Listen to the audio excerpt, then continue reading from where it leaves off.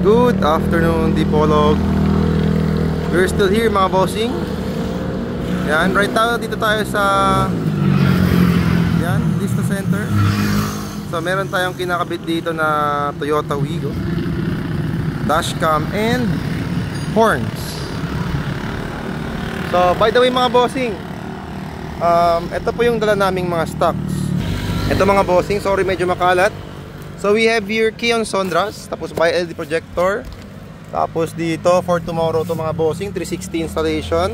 Ito by LED projectors mga bossing. Tapos dito we have dashcams, tsaka mga Pia horns, Bosch horns, tsaka Superior Bass horns mga bossing. So may natira pa tayong stock. Before tayo pumunta dito, sobrang puno nito. Also we made a restock along the way. Like nagpadala kami from Zamboanga and Pagadian branch na ng mga certain items na kinabit namin. So thank you very much mga bossing for supporting us.